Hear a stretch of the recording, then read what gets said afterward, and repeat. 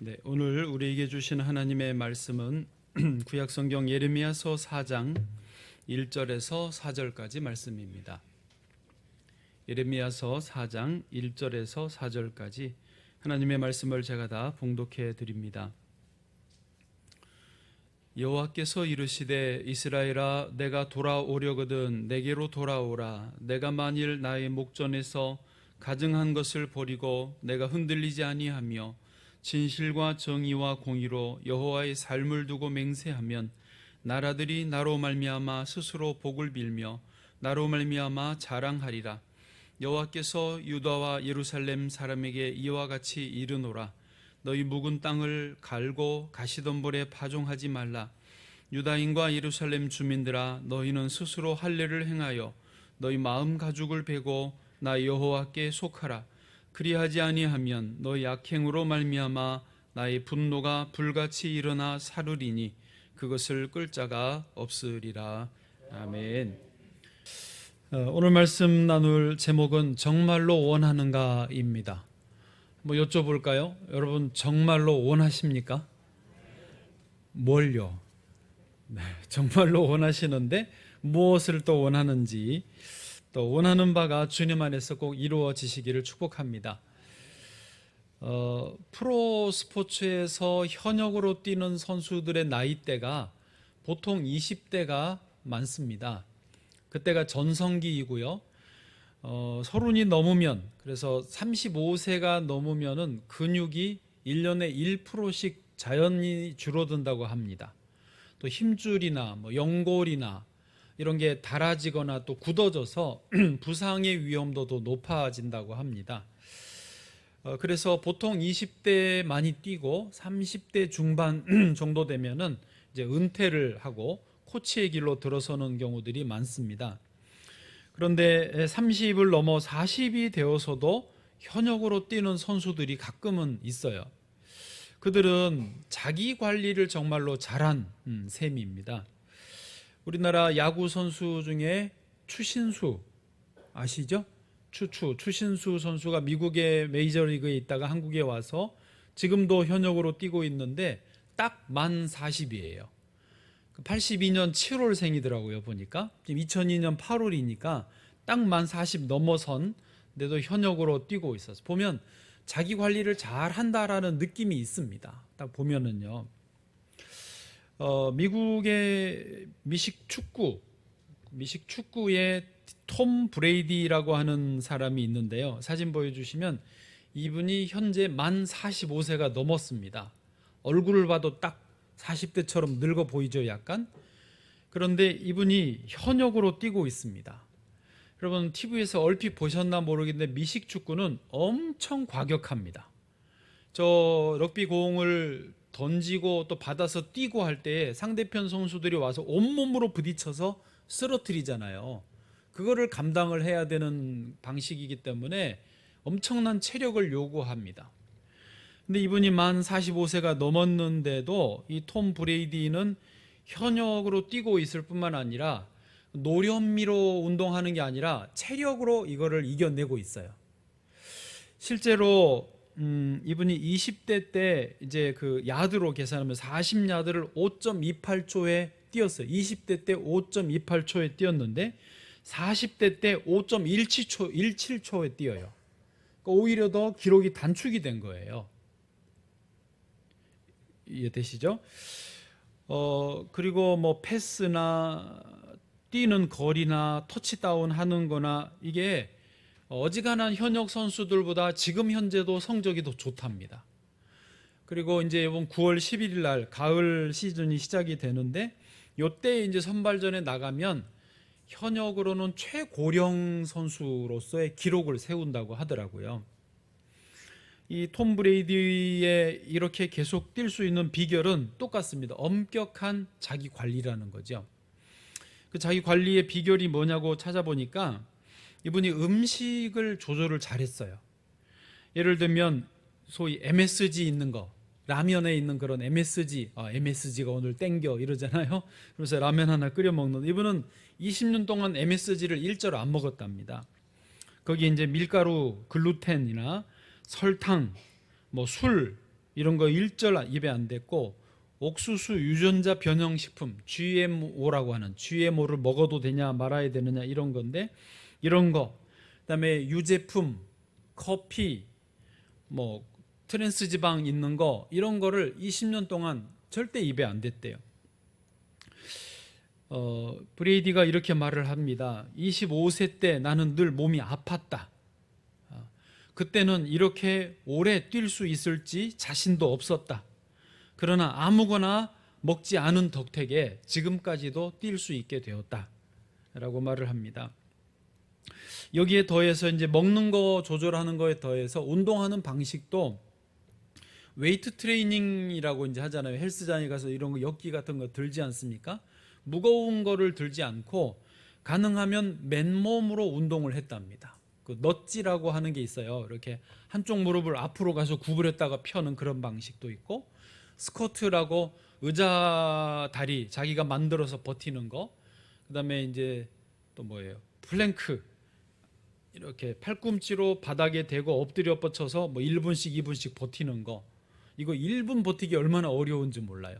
또 맨몸으로, 그래서 몸에 무리를 안 주고 무게 있는 기구를 들고 하는 게 우선 근육을 늘리는 데는 좋을 수 있는데 근육에 무리를 준대요. 파열을 일으킬 수도 있고, 그래서 자기는 그런 거를 20년 동안 안 했다라는 거죠. 유연성을 기를 수 있는 체조나 뭐 그런 거를 하고요. 우리나라 차범근 감독도 독일에서 선수로 뛸 때 별명이 갈색 폭격기였습니다. 황인종이니까 갈색인데 폭격기 같다. 허벅지에 근육이 얼마나 그냥 울퉁불퉁 나왔는지 이분이 공을 몰고 가면 폭격기가 막 오는 것처럼 느꼈다고 합니다.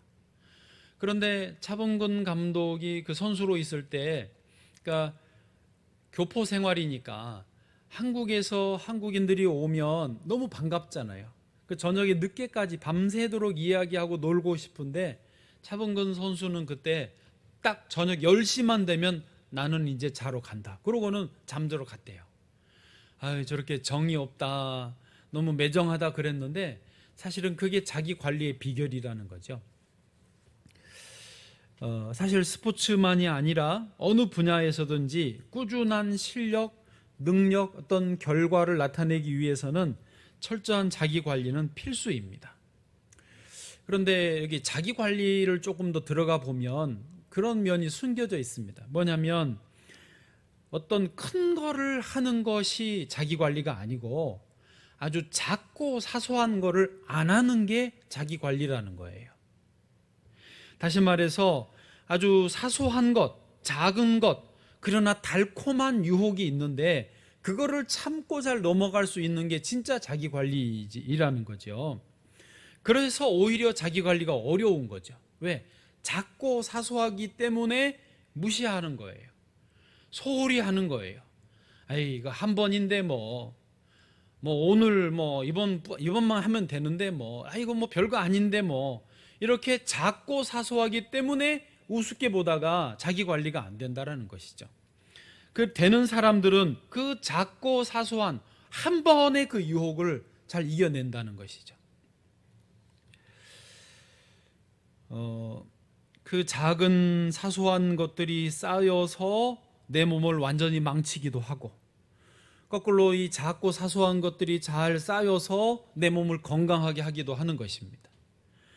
같은 의미로 작고 사소한 것들이 쌓여서 내 영혼이 살기도 하고 하나님 나라 천국에 들어가기도 하고, 잘못 쌓여서 인생이 망하기도 하고 지옥에 들어가기도 한다라는 것이죠. 여러분, 작고 사소한 것들을 잘 이겨내서 승리하시기를 축복합니다. 어저께 토요일날 청소를 마치고 점심을 교회 식당에서 먹는데 초등부 성경학교가 있어서 덕택에 맛있는 점심을 먹을 수 있었습니다. 오므라이스를 이렇게 만들어 가지고 그 위에 이렇게 데코레이션도 해놓으니까 글쎄 장로님들도 이거는 사진 찍어야 된다 그러고 사진을 찍으시더라고요. 그만큼 정성스럽게 맛있게 만들었어요. 요리사까지 오셔가지고. 그래서 저도 먹으면서 너무 맛있다. 그리고 한 접시를 딱 이제 이미 양은 정해져 있기 때문에 먹으면서 없어지는 모습을 보며 너무 안타까움으로 먹었어요. 왜 이렇게 빨리 없어지는 거야? 그러면서 아껴서 열심히 맛있게 먹고 있는데 제 옆에 앉아서 밥을 같은 것을 먹던, 누구라고 말할 수는 없지만 최 집사님이 왜 이렇게 양이 많지요? 그러는 거예요. 저하고 완전히 생각이 다른 말씀을 하시는 거예요. 그래서 왜 그렇게 생각하시나, 왜 이렇게 말을 하시나 들어보니까 얼마 전이 병원에서 콜레스테롤 수치가 높게 나왔다라는 거예요. 그래서 그때 이후부터 저녁에 야식도 끊고 식사 양도 줄이고 또 시간 나면 운동도 꾸준하게 하려고 애를 쓴다라는 거예요. 그래서 평소에 음식 양이, 먹는 양이 줄어서 지금 요 먹는 오므라이스 한 접시에 이것도 좀 많다고 느껴진다는 거예요. 그래서 저도 가만히 생각했는데 말은 안 했지만 콜레스테롤이 나도 안 좋다는 말을 듣기는 들은 것 같은데 저는 심각하게 안 받아들였고 또 우리 최 집사님은 이제 좀 진지하게 그것을 받아들이면서 적극적으로 그 조심을 하시더라고요.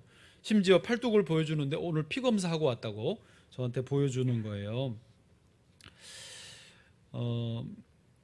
여러분, 정말로 그런 어떤 사인을 받았을 때에 내가 건강해야지라고 진지하게 받아들이면 그 사소한 거, 음식의 양에 대해서도 신경을 쓰고 그 유혹을 이겨내는 것이죠. 만약에 이런 경고를 받았음에도 무시를 하면 여전히 뭐 그러든지 말든지 나는 내 방식대로 산다 하는 분들도 많습니다. 저처럼. 그러면 축구에서는요, 경고를 줍니다. 노란색 카드를 보여주죠. 옐로우 카드를 주고 그 심판이 이제 더 이상 무섭게 태클하면 안 돼, 그렇게 심하게 반칙하면 안 돼라고 경고를 줬는데 선수가 또 여전히 자기 생각을 안 바꾸고 계속 태클을 무섭게 하면 어떻게 하죠? 노란 카드가 한 번 더 나옵니다.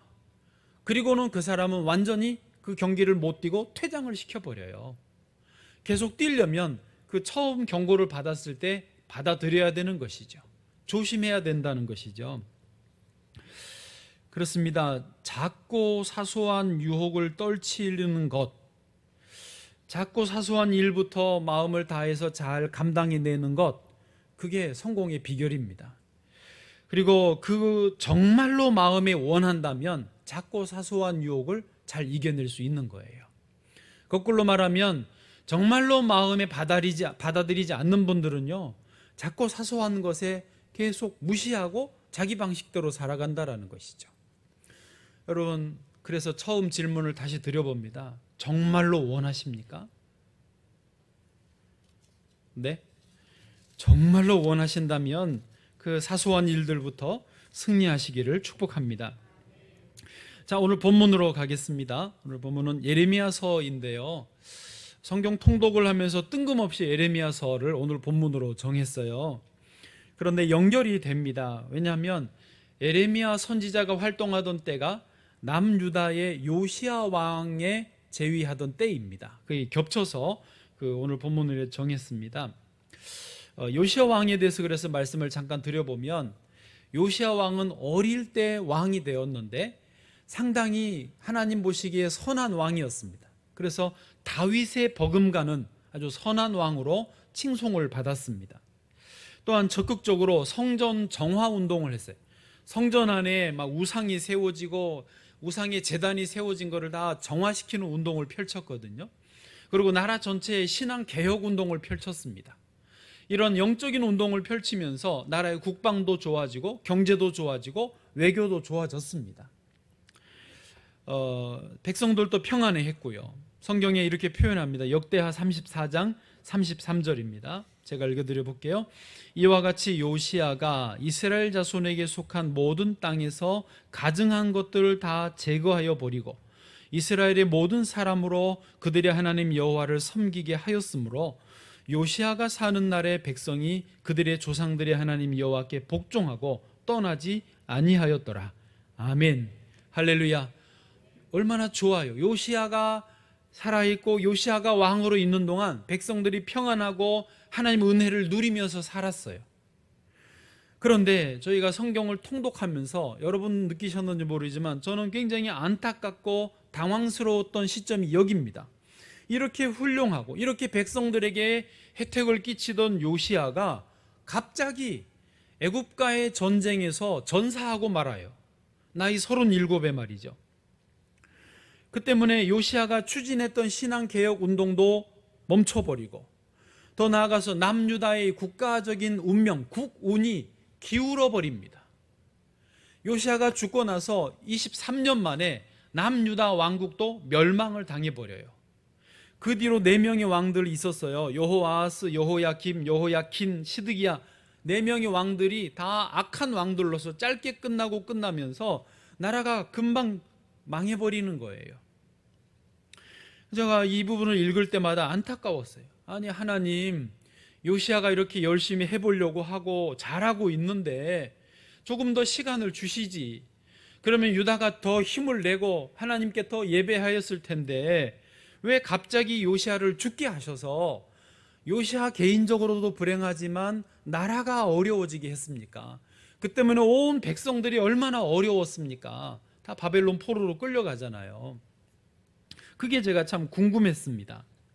그런데 거기에 대한 대답을 오늘 여기 예레미야서 4장에서 찾을 수 있었습니다.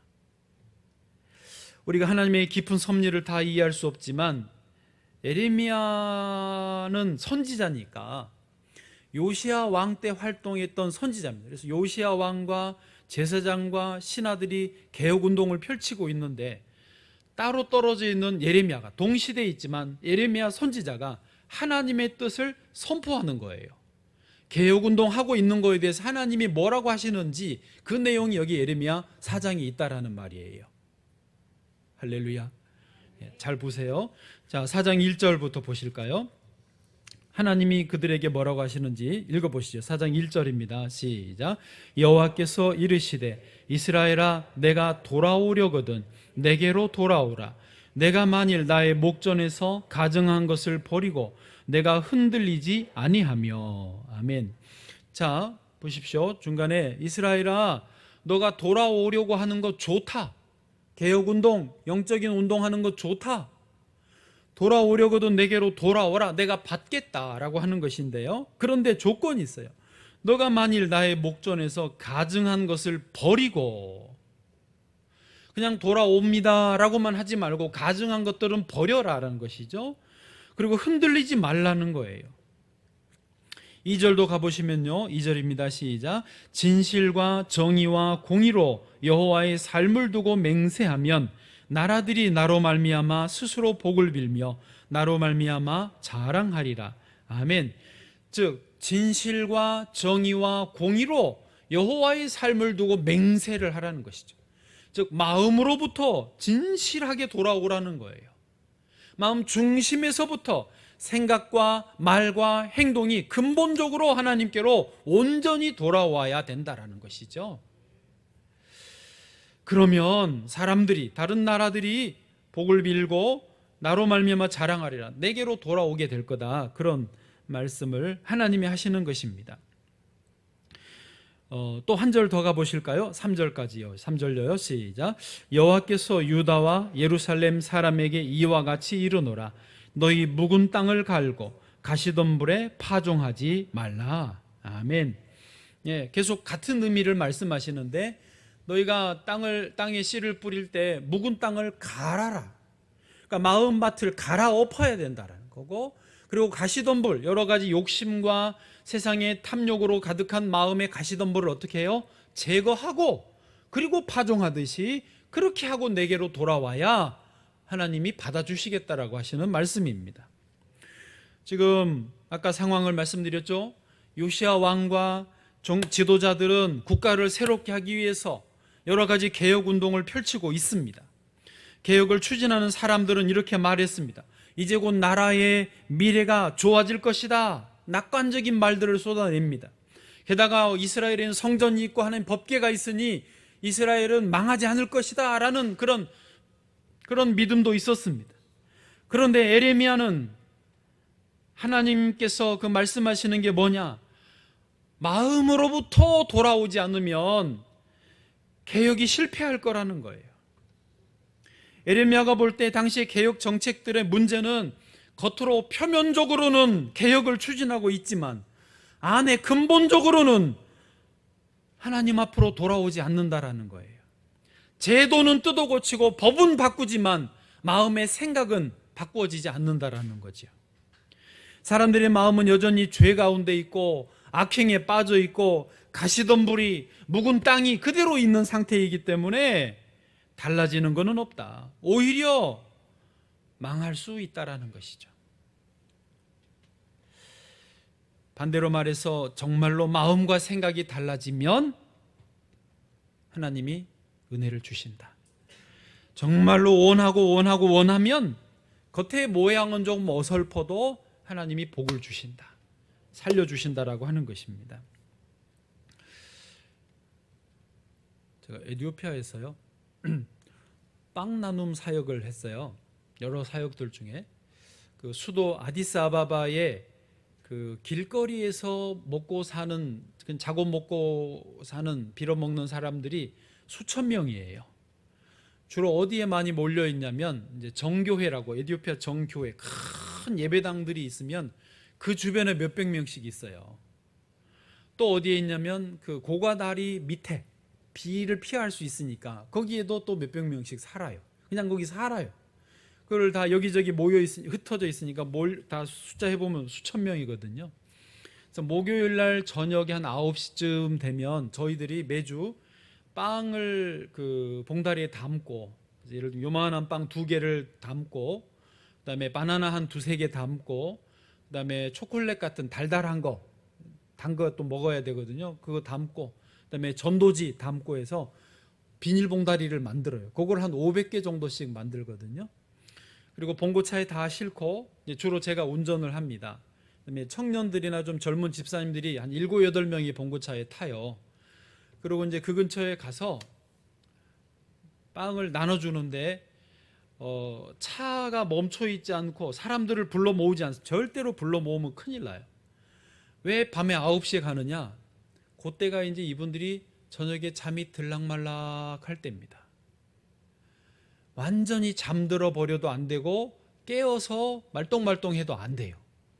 약간 지금 꿈속에 들어갈락말락 하다 몸이 가라앉고 이제 좋다, 요때 가서 빵을 나눠줘야 돼요.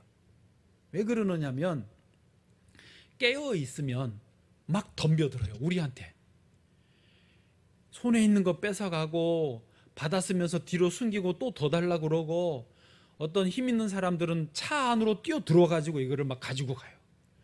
그러면 안 되잖아요. 그러니까 다 누워 있어야 될 때예요. 그래야 돼. 완전히 잠들어 있어도 안 돼. 밤에 그러면 11시, 12시에 가면 되지 않느냐 그런데, 완전히 잠들어 있을 때 빵을 이불 옆에, 그 잠자리 옆에 놔주면 다른 사람들이 또 집어가 버려요.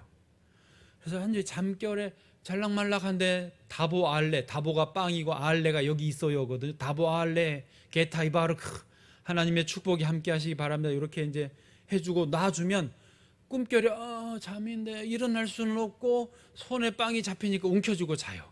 그러면 그게 자기께 돼. 그래서 9시 넘어가는 거예요. 그런데도 불구하고 사람들이 일어나요. 그래서 차를 운전해서 한 10km, 15km로 제가 쭉 도로로 가고, 빵을 나누는 사람들은 뛰어다녀야 돼요. 자고 있는 사람은 다보 할래? 그리고 이불 속에 확 넣어주고 또 가고, 다보 할래고 탁 넣어주고 또 뛰어가고, 그래야 여러분 그림이 그려져요. 차는 쫙 앞으로 가고 뒤따라오는 사람들이 빵을 막 나눠주고, 그 뒤에 이제 다보 할래 소리를 듣고 그러고 이렇게 일어났는데 사람들이 막 일어나는 거예요. 뒤에서 그림이 그려지세요. 차 쭉 가고 한국인들 뛰어다니고, 자는 사람들이 하고 일어났다가 갔네 그러고 다시 자는 거예요. 한 번은 비가 온 다음 날 갔다가 우리 여자 청년들이 다리 고가도로 밑에서 빵 나눠주는데 막 때로 덤벼. 그때 어떻게 타이밍이 안 맞아가지고 놀래가지고요, 막 이렇게 뛰어오는 거예요. 자다가 무서워가지고 있는 빵 전부 던져서 줘버리고 왔는데, 봉고차에 타고 보니까 신발이 하나가 없어. 어디에 이게 벗겨진 거예요. 비가 와서 진흙이어가지고. 그 다음날 아침에 남은 신발 던져주고 왔잖아요. 이거 마저 신으라고. 어딘지 모르지만 그렇게 무서워요. 근데 빵을 나눠주는 게 참 힘든 게 뭐가 힘드냐? 사실 빵 싸서 주는 거 그거 뭐가 힘들겠어요? 하나도 안 힘들어요. 굉장히 즐거운 일이에요. 그런데도 빵 한 번씩 나눠주고 오면 엄청 스트레스를 받고 피곤한 게 뭐냐? 도대체 이분들의 어떤 삶의 태도가 안 바뀌는 거예요. 아니 좀 목요일 저녁마다 오니까 9시쯤 되면 다 좀 줄 서서 기다려 주시면 얼마나 좋아요. 하나 받고 딱 감사합니다 하고 돌아서서 기쁘게 드시면 얼마나 기분 좋아요. 근데 그러는 법이 없어요. 어떻게든지 2개, 3개 받고 싶어 하고 나누는 사람한테 와서 막 뺏어가고 남의 받는 거 어린애가 받았으면 그거 막 훔쳐가고 그거를 감당하는 게 너무 힘든 거예요. 그게 보통 스트레스가 아니에요. 참 힘들더라고요. 사람 그 마음, 생각, 삶의 방식을 바꿀 수 있다면 좋을 텐데 그래도 굶기면 안 되니까 살려야 되니까 나눠주기는 했지만 참 힘들었던 기억이 있습니다. 여러분 그래요. 우리의 마음의 생각이 바뀌지 않으면 하나님도 정말 힘드실 거예요.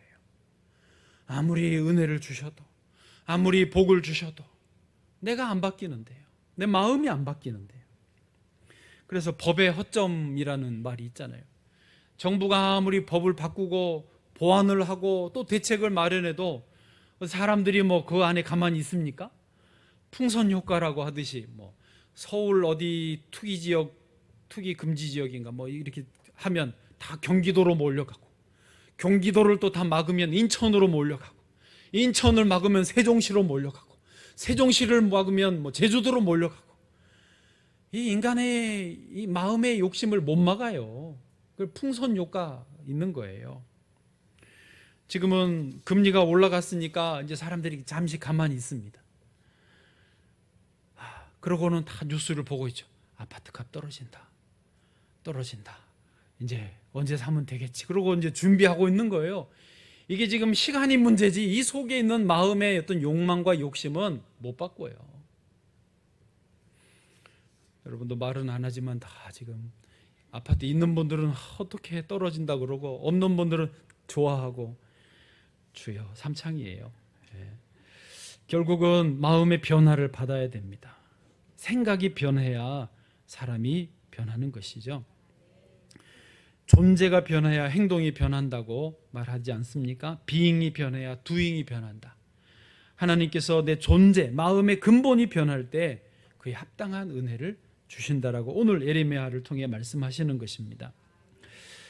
여러분 교회에 다니면 구원을 얻습니다마는 정말로 마음의 생각은 안 바뀌고 교회만 다니는 것으로는 구원을 받기 어렵습니다. 주님을 만나고 마음의 근본 변화가 있어야 구원이 임하는 것입니다. 마음이 새로워져야 돼요. 오늘 본문 이제 4절을 마저 읽어보실까요? 4절입니다. 다 같이요. 시작. 유다인과 예루살렘 주민들아 너희는 스스로 할례를 행하여 너희 마음 가죽을 베고 나 여호와께 속하라.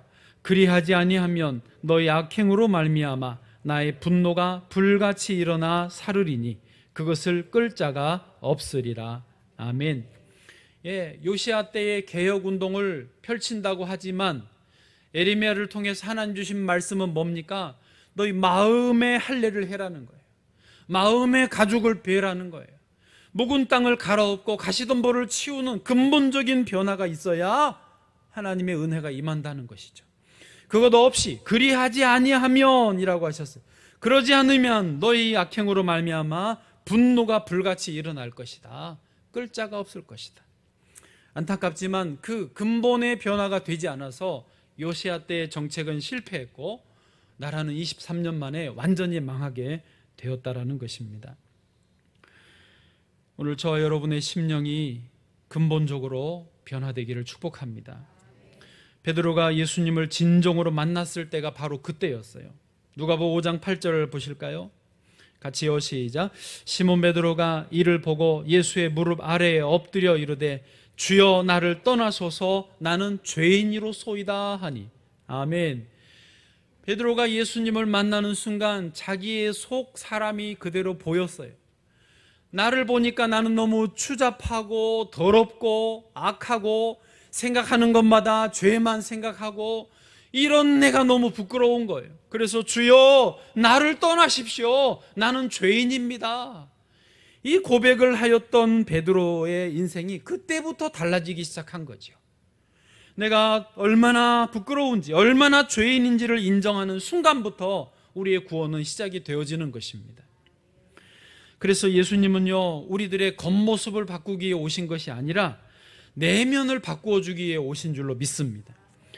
예수님을 통해서 내면이, 심령이 변화된 사람들은 그래서 뭘 하라고 안 해도 벌써 얼굴 표정이 달라지고 눈빛이 달라집니다. 구제하게 되고 봉사하게 되고 선하고 좋은 일들을 자연스럽게 하게 된다라고 하는 것이죠. 사도 바울도 이것을 마음의 할례라고 표현했습니다. 로마서 2장 28절 29절입니다. 시작.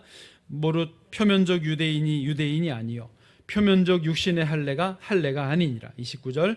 오직 이면적 유대인이 유대인이며 할례는 마음에 할지니 영에 있고 율법 조문에 있지 아니한 것이라. 아멘. 예수님은 이것을 거듭남이라고 하시긴 했는데요, 저 여러분이 영적 부흥을 경험하고자 한다면 정말로 마음이 새로워지기를 원합니다. 여러분이 육신의 건강을 원하십니까? 그렇다면 근본적으로 건강을 진정으로 원하시기를 바랍니다. 사회적으로 잘 되기를 원합니까? 재정적으로 나름 부자가 되어보고 싶으십니까? 정말로 원하신다면 마음부터 새로워져야 하나님이 은혜를 주시는 것입니다. 그래서 스스로 다시 질문을 해보세요. 나는 정말로 원하는가? 여러분 진짜 원하세요? 그게 뭐든지, 나쁜 짓만 빼고 나 하나님의 은혜 받기를 원합니다. 나 성령 충만하기를 원합니다. 저 같으면 우리 교회가 부흥하기를 원합니다. 여기서 말하는 부흥은요, 어떤 숫자적인 증가를 말하는 게 아닙니다. 정말 교회다운 교회, 예배다운 예배, 말씀 따라가는 신앙, 믿음으로 온전히 드려지고 그 말씀 따라 사는 그런 어떤 기도와 신앙을 우리가 말하는 것입니다. 저는 그것을 진정으로 원합니다. 우리가 정말로 원한다면 그 사람의 표정에서 알 수 있습니다. 그 사람의 눈빛에서 알 수 있습니다. 말하는 것 들어보면, 아니 말하지 않아도 그냥 손짓 발짓 하나로도 정말로 원하는지 하는 척만 하는 건지 구별할 수 있습니다. 그 성경에 바디메오라고 있습니다. 바집사 아시죠? 소경 거지 여리고에서 거린이었던 바디메오가 있습니다. 이 바디메오가 엎드려서 구걸을 하고 있다가 예수님이 지나가신다는 소리를 들은 거예요. 이제 귀는 더 밝으니까. 그래서 자기도 모르게 소리를 치기 시작합니다. 내가 어느 정도 데시벨로 몇 번 정도 외쳐야지 이런 계산이 필요 없습니다. 그냥 바디메오는 큰 소리로 외치기 시작합니다. 다윗의 자손 예수여 나를 불쌍히 여기소서. 그 간절함과 이 나의 어둠 속에서 눈을 뜨기를 소망하는 그 열망 속에서 바디메오는 외치고 또 외칩니다. 그런데 예수님은 웬일인지 대답을 하지 않으시고 가던 길을 계속 가시는 거예요. 그러니까 주변에 있던 제자들과 사람들이 오히려 바디메오를 나무랍니다. 예수님 반응 안 하시니까 벌써 눈치를 팍 채는 거죠. 조용히 해라고. 왜 이렇게 시끄럽냐고. 거지가 말이 많냐고. 막 바디메오를 억압을 합니다. 분위기가 지금 그러니까요. 그런데 바디메오는 멈추지 않았습니다. 더 큰 소리로, 더 간절하게. 들어주지 않으시면 자기가 지구 끝까지 쫓아가겠다라는 그런 마음 자세로 계속 소리를 지릅니다. 제가 여기서 바디메오가 어느 정도로 크게 했는지를 흉내낼 수가 없습니다. 바디메오는 그의 간절함이 있기 때문에 저하고는 또 다르지 않겠어요? 근데 얼마나 그렇게 했는지 드디어 예수님이 걸음을 멈추시고 저 거린을 불러오라고, 저 사람을 부르라고 말씀하셨어요. 분위기가 반전이 됐죠. 그 사람들이 바디메오에게 주님이 너를 부르신다. 그때 바디메오가 하는 걸 보십시오. 마가복음 10장 50절입니다. 맹인이 겉옷을 내버리고 뛰어 일어나 예수께 나아오거늘. 여러분, 겉옷은요, 당시에 낮에는 그늘을 만들어주고 밤에는 추위를 해결하는 겉옷입니다. 이것을 확 내버린 거예요. 그리고는 뛰어 일어났어요. 점프하듯이, 앉아있다가 점프하듯이 일어나가지고 예수님께로 나왔어요. 이것만 봐도 바디메오가 얼마나 예수님에게 나오기 원했는지, 얼마나 간절히 원했는지를 확인할 수 있습니다. 바디메오가 다가오자 예수님 질문하십니다. 내가 무엇을 하여 주기를 원하느냐? 대답 바로 하죠. 선생님이여, 보기를 원하나이다. 바디메오가 보기를 원한다는 것은 단순히 눈만 뜨기를 원한다는 의미가 아니라, 주님, 저도 다른 사람들처럼 눈 뜨고 귀 듣고 정상적인 삶을 살기 원합니다. 나도 빌어먹는 게 아니라 내 손으로 일을 해서 수입을 얻고 결혼해서 건강한 가정을 이루면서 살기를 원합니다. 그 소원을 말하는 거예요. 그게 계속 자기 안에 열망으로 있었던 그런 상황에서 선생님이여, 보기를 원하나이다, 이 표현을 하는 것이죠. 진정으로 원하는 것을 주님은 들어주십니다. 바디메오가 정말로 원하는지를 잠깐 동안 달아보셨던 것이죠. 52절에 예수님 말씀하십니다. 예수께서 이르시되 가라, 너의 믿음이 너를 구원하였느니라 하시니 그가 곧 보게 되어 예수를 길에서 따르니라. 아멘. 할렐루야. 여러분, 주님은요, 정말로 원하는 사람들에게 그 소원을 들어주십니다. 주님에게 나오는 것이 가장 좋은 길이고 가장 쉬운 길이고 가장 확실한 길인 줄로 믿습니다. 여러분, 정말로 원하는 사람들이, 스포츠 스타들이 그렇게 자기 유혹을 이기고 건강을 유지하지 않습니까? 그러나 주님 앞에 나오는 길이 제일 확실합니다. 여러분, 주님 앞에 우리의 마음의 소원을 아뢰시기를 바랍니다. 그 전에 내가 정말로 원하는지 확인하셔야 돼요. 저에게는 소원이 있습니다. 교회가 부흥하는 거예요. 아까 말씀드렸으니까요. 부흥의 의미는 정말로 교회가 교회답게 부흥해야 됩니다. 이 시대에는 다른 소망이 없어요. 여러분도 자녀를 위해서 정말로 소원이 있으십니까? 진정으로 주님 앞에 나아가십시오. 주님이 응답해 주실 줄 믿습니다. 청년들은 자기 앞날을 위해서, 어르신들은 건강 필요하십니까? 주님 앞에 맡기십시오. 주님이 합당하게 은혜를 더하여 주실 줄로 믿습니다.